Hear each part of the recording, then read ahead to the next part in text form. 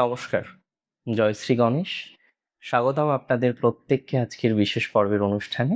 আজকে জানেন তো যে রাশিটিকে নিয়ে কথা বলবো, রাশিটি কুম্ভ। কুম্ভ অর্থাৎ অ্যাকোয়ারিয়াস।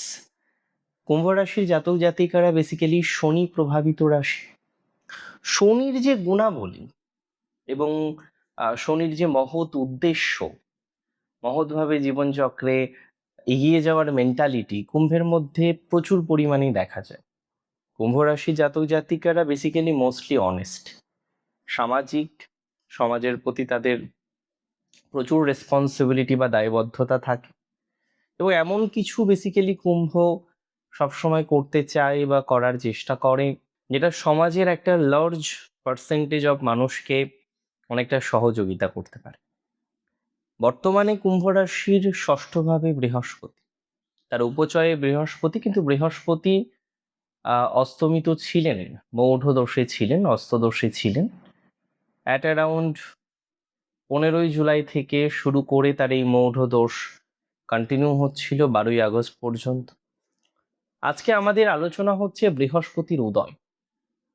অ্যাকচুয়ালি রবির সাথে যখন বৃহস্পতি তার কৌণিক দূরত্বটা 11 বা তার কম হয় এবং এই অবস্থানে অবস্থান করে, তখন আমরা বেসিক্যালি দেখি মৌঢ় দোষ বা অস্তদোষ তৈরি হয় এবং বৃহস্পতি তার পূর্ণ অঙ্গ যে কার্যক্ষমতা সেটা অনেকটা হারিয়ে ফেলে। ধরুন একজন খুব জ্ঞানী ব্যক্তি, যার মধ্যে জ্ঞান আছে, প্রচুর পরিমাণে জ্ঞান আছে, কিন্তু সে প্রখর রোদের মধ্যে দাঁড়িয়ে আছে, তাহলে জ্ঞান থাকা সত্ত্বেও তার কার্যক্ষমতা, তার কর্মক্ষমতাটা কিন্তু অনেকটা কম হবে এবং এটা স্বাভাবিক।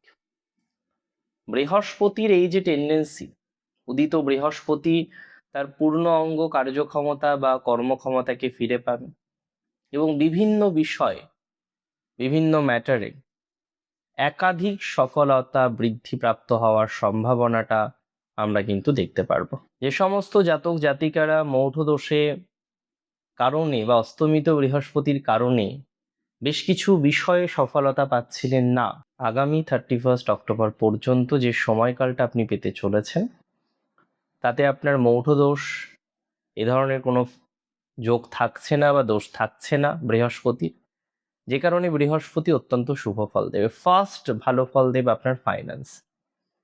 আজকে অর্থনৈতিক বিষয় নিয়ে যারা চিন্তিত আছেন, আর্থিক ডেভেলপমেন্টের ক্ষেত্রে যাদের প্রচুর বাধা আছে, অর্থনৈতিকভাবে, হ্যাঁ, কে না এগোতে চাই বলুন তো? সবাই চায় তার আর্থিক স্টেবিলিটিটা বাড়ুক, আর্থিক ভাগ্যটা ডেভেলপড হোক।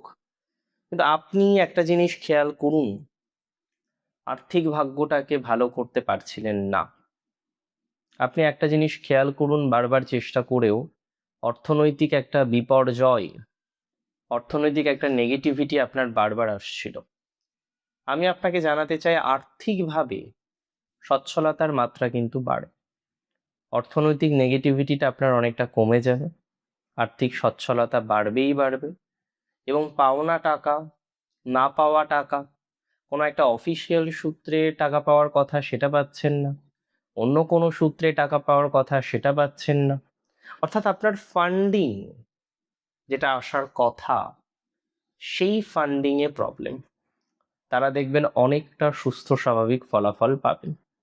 ফান্ডিং নিয়ে অর্থনৈতিক ডেভেলপমেন্ট হবেই হবে এবং ইনকামের বিভিন্ন সোর্স তৈরি হওয়ার মতো সংযোগ কুম্ভ রাশির ক্ষেত্রে দেখতে পাচ্ছি।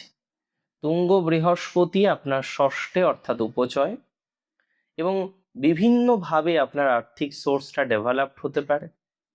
যাদের আয় কম এই মুহূর্তে, একটু তো চান, একটু তো চাইছেন আয়টা বৃদ্ধি পাক, একটু তো চাইছেন আয়টা ডেভেলপড হোক, কিন্তু আয়টা ডেভেলপড হচ্ছে না আপনাদের, যাদের তাদের আয় বৃদ্ধির মতো সংযোগ দেখতে পাচ্ছি, আয় বৃদ্ধির প্রবল সম্ভাবনা লক্ষ্য করতে পারছি। ইনকাম বাড়বে, আয় বাড়বে, উপার্জনের সক্ষমতা বৃদ্ধিপ্রাপ্ত হবে।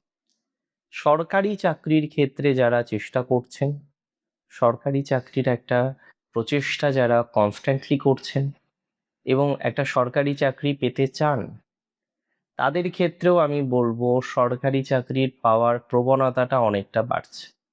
সরকারি চাকরি পেতে পারেন এই সময়, বা নতুন কর্মপ্রাপ্তির সম্ভাবনাটা বাড়তে পারে।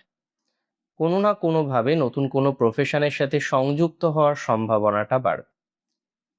ইভেন গভর্নমেন্ট জবের ক্ষেত্রেও এর আগে আমরা দেখেছি যে আপনারা পরীক্ষা দেন অল্প কিছু নাম্বারের জন্য, হয়তো নাম্বারটা হিউজ নয়, অল্প কিছু নাম্বারের জন্য আপনি সাকসেসটা পান না, অল্প কিছু নাম্বারের জন্য হয়তো আপনার সফলতার জায়গাটা আসে না। এই অল্প প্রবলেম, অল্প কিন্তু স্বল্প নয়, এটা দেখবেন এবার অনেকটা কেটে যাবে। অর্থাৎ 31 অক্টোবরের মধ্যে যারা ফাইন্যান্স ডিপার্টমেন্টে চাকরির চেষ্টা করছেন তাদের সফলতা বৃদ্ধির সম্ভাবনাটা প্রবল। যে কোনো ব্যাংকিং সেক্টর হোক, যে কোনো ধরনের অন্যান্য ফাইন্যান্সিয়াল সেক্টর হোক, একাডেমিক সেক্টর হোক, এই সেক্টরগুলিতে অগ্রগতি হওয়ার মতো প্রবণতা লক্ষ্য করতে পারছি। এই সেক্টরগুলিতে ডেভেলপমেন্ট হওয়ার মতো সম্ভাবনাটা লক্ষ্য করতে পারছি। এই সেক্টরগুলিতে আপনার অগ্রগতি হবে, বা এই সেক্টরগুলিতে আপনার ডেভেলপমেন্ট হবে, এটুকু বিশ্বাস, এটুকু ভরসা আপনি রাখতে পারেন। আমি আপনাকে এটুকু বিশ্বাস বা ভরসা রাখতে বলবো। 2026 সাল সব থেকে ইম্পর্টেন্ট যে বিষয়গুলো থাকে তার মধ্যে একটা বড় জায়গা আমি আপনাদের বলে দিই এই ট্রানজিটের ফলে, সেটা হলো কোনো রকম পুরানো আইনি জটিলতা বা পুরানো কোনো সমস্যা থেকে মুক্তি। পুরানো আইনি জটিলতা হোক, পুরানো সমস্যা হোক, এগুলো থেকে না মুক্তির সম্ভাবনাটা হিউজ। পুরানো আইনি জটিলতা থেকে অনেকটা মুক্তি পাওয়ার সম্ভাবনা দেখছি। অনেকেই আছেন আপনাদের মধ্যে আইনি জটিলতার ফাঁদে আছেন, এবং কে চায় না তার আইনি জটিলতাটা কমে যায়। এই আইনি জটিলতার ফাঁদ থেকে আপনারা ক্রমশ বেরিয়ে আসতে পারবেন, এটুকু শিওরিটি আমি আপনাদের দিচ্ছি। আইনি জটিলতার ফাঁদ থেকে ক্রমশ আপনারা পর্যায়ক্রমিকভাবে বেরিয়ে আসতে পারবেন, তার অ্যাসিওরিটিটা আমি আপনাকে প্রোভাইড করছি। আইনি জটিলতার ফাঁদ থেকে ক্রমশ আপনারা বেরিয়ে আসতে পারবেন, এটির 100% নিশ্চয়তা আমি আপনাকে প্রোভাইড করছি। তাহলে আইনি জটিলতার ফাঁদ থেকে, আইনি জটিলতার অবকাশ থেকে আপনারা বেরিয়ে আসতে পারবেন, এবং কিছু কিছু ক্ষেত্রে শত্রু নাশ খুব সুন্দরভাবে হবে। বৃহস্পতি ষষ্ঠভাবে, আর আপনার শত্রু নাশ হবে না এটা কিন্তু হয় না। শত্রু নাশ হবে, শত্রুকে দমন করতে পারবেন, অনেকে শত্রুকে আইডেন্টিফাই করতে পারবেন। যে সমস্ত শত্রুকে যারা আইডেন্টিফাই করতে পারছিলেন না, শত্রুকে চেনা যাচ্ছিল না, সেই শত্রুকে এবার চিনতে পারবেন। শত্রু আইডেন্টিফাই হওয়া মানে সমাধানের দিকে এগিয়ে যাওয়া, তাই না? আনটিল অর আনলেস আমরা শত্রুকে যদি আইডেন্টিফাই না করতে পারি, আমরা সমাধানের দিকে এগোতে পারবো না। এটা তো খুব স্বাভাবিক একটা বিষয়। তাহলে আপনি শত্রুকে আইডেন্টিফাইও করতে পারবেন, সমাধানের দিকে এগিয়েও যেতে পারবেন। এই প্রবণতাটা হিউজ পরিমাণে লক্ষ্য করছি। মানসিক চাপটা কম নেবেন, যতটা কম নেওয়া যায় ততটা কম নেওয়াই ভালো। মানসিক চাপ থেকে বেরিয়ে আস্তে আস্তে আস্তে আস্তে পজিটিভ দিকে আরো পৌঁছতে হবে, তার একটা চেষ্টা করতে হবে। অ্যান্ড খুব ইম্পর্টেন্ট, চাকরির প্রচেষ্টাকে থামাবেন না। আমি অনেকে দেখেছি যারা হয়তো 1 বছর 2 বছর 3 বছর প্রচেষ্টা করার পর সেই এন্থুটা ধরতে পারে না। আমি আপনাদের বলে দিচ্ছি, আপনাদের মধ্যে যারা সরকারি চাকরির প্রচেষ্টা করছেন, আপনাদের মধ্যে যারা অন্যান্য ধরনের চাকরির প্রচেষ্টা করছেন, বা হোয়াট এভার যে কোনো ধরনের চাকরির চেষ্টা করছে, তারা চাকরিতে সাইন করতে পারবেন, 100% শিওরিটি দিলাম। চাকরিতে সাইন করার যোগ দেখতে পাচ্ছি। ধৈর্য ধরলে সফল হবেনই। প্রতিযোগিতামূলক পরীক্ষায় যারা প্রিপারেশন নিচ্ছেন, প্রতিযোগিতামূলক পরীক্ষার মাধ্যমে যারা এগোতে চাইছেন, উন্নতির শীর্ষে পৌঁছাতে চাইছেন, তারা প্রতিযোগিতামূলক পরীক্ষাতে অনেকটা সাইন করতে পারবেন। প্রতিযোগিতামূলক পরীক্ষাতে বা প্রতিযোগিতামূলক বিষয়ে অগ্রগতির প্রবল সম্ভাবনাটা লক্ষ্য করতে পারবেন। প্রতিযোগিতামূলক পরীক্ষায় অগ্রগতির প্রবল চান্স রয়েছে। এবং এই জায়গাটা এবার আপনাদের ধীরে ধীরে ধীরে ধীরে পজিটিভ দিকে নিয়ে যাবে। মাথায় রাখতে হবে এই জায়গাটা আপনাদের ধীরে ধীরে ডেভেলপমেন্টের দিকে নিয়ে যাবে।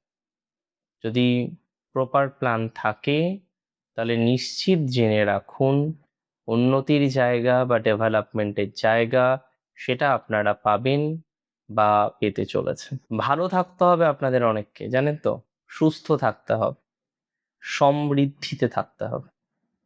তাই ভালো থাকার পরিমাণ, সুস্থ থাকার পরিমাণ, সমৃদ্ধিতে থাকার পরিমাণটা আপনার বাড়তে চলেছে। ভালো থাকুন, সুস্থ থাকুন। জয় শ্রী গণেশ।